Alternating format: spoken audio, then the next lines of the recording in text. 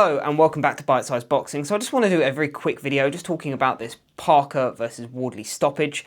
It has been the main talking point on the internet this morning. It has been the main point of controversy and contention among all the fans. It's all anyone's talking about, so I should probably weigh in and give my thoughts on this. Of course, I did talk about this in my post-fight review, relatively briefly, but I think I'll give a sort of more fleshed out answer here and sort of talk about how I feel about it. So to start off with, Parker was hurt at the end of the 10th very badly, saved by the bell, in his corner, recuperated to a point, and then in the 11th got hurt again, and then backed up to the ropes, wasn't throwing back, and then Howard Foster jumps in. So, let's start off by saying that the stoppage was early, in my opinion. It was definitely a bit too early. I think you can give Parker at least another 10 seconds or so if he's still continuing to ship the same kind of punishment. Allow him to at least go down or sort of sink to his haunches on the ropes where, he's looking like he's not able to throw back at all. But that being said, and to play devil's advocate, Parker wasn't throwing back. I can't remember the exact punch stats, but I saw someone talking about it, and it was something like 40 unanswered punches, and in that time, well, it wasn't unanswered in the time something like Wardley had thrown 40 punches, Parker had thrown like 5 or something like that across those rounds. So look, Parker wasn't throwing back nearly enough. He wasn't holding on. He was just kind of stiffening up, looking hurt and just sinking on the ropes, which is not a good, it's not optically good from the referee's point of view. And so, again, it was an early stoppage. I came away, as I said, my initial reaction to it, as I said in my post-fight, was that's a bit iffy. I don't like it. I think, especially given the chin that Parker showed throughout that fight, he should have been given a chance to, hang in there a bit longer. And, Wardley may well have been punched out and then, the fight could flip on its head again, or Wardley might completely punch himself out and Parker might recuperate and then be able to win it on points because, of course, he was ahead. And I think that's why a lot of people feel aggrieved, is that, Parker was in relatively a sort of a commanding lead at the point of the stoppage. So people are thinking, well, if Parker was just given a bit more time, could navigate the rest of those rounds, he wins the fight.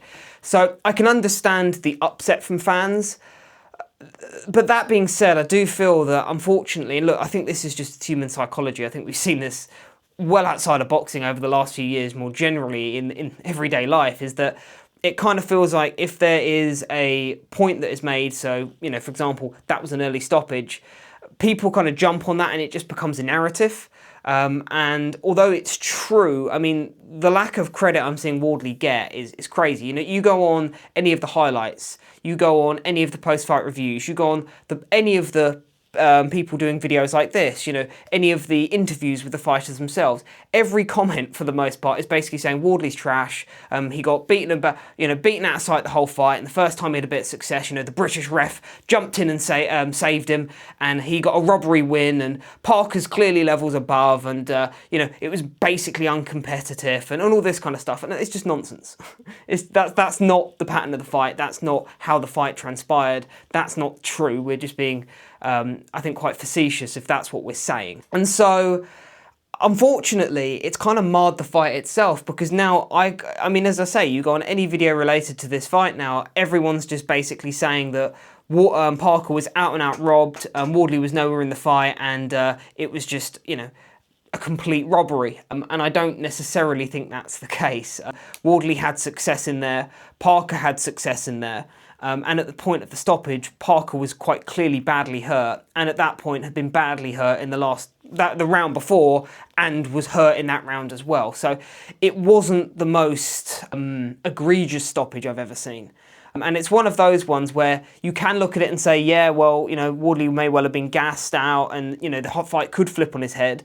But then you could look at it the other way and say, well, on the balance of play, Parker was probably going to go down quite soon and end up getting stopped, or just get stopped on accumulation, 30 seconds or so later if he did get up anyway.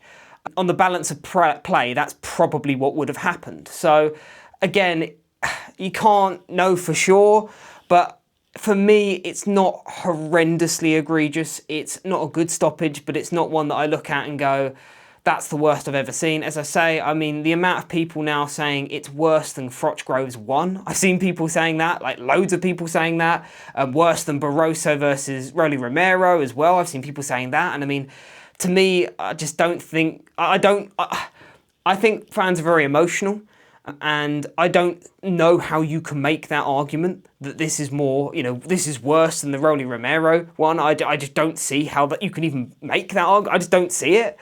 So for me, as I say, it's a bad stoppage. It does leave a bit of a stain on the fight, but the way people are going on, you would have thought that Parker had won every single second of every round, knocked down Wardley in every single round, and then the first punch Wardley manages to land on Parker, the ref jumped in and stopped it. That's how people are talking. I mean, it's crazy to me. But yeah, I think it's a bit of a shame. Yeah, you let me know what you think. I'd be interested to know. It's one of those ones where I can see the upset, I can see why fans are annoyed. You want to see a comprehensive ending, particularly in such a good slugfest like that. But I do think some people are going overboard in the lack of credit they're giving Wardley. They're blaming Wardley. Some of them are getting very personal as well. It's not Wardley's fault. He went in there to do a job. What the referee does is not down to Wardley.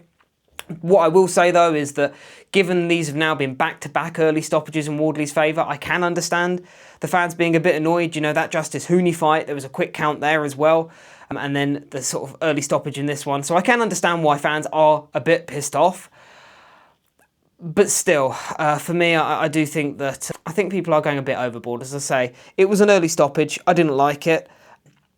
But the notion that this was a completely uncompetitive fight and, it was like a complete and utter disgraceful robbery. I don't really buy into that one either. But you let me know what you think. I'd be interested to know. I understand this is quite an emotionally fueled topic at the moment, so fans can be quite tribal and, they don't like to see their fighter lose, particularly in a manner like this where it is controversial. But yeah, if you want to let me know what you think, I'd be very interested to know. And yeah, cheers. Take care, guys.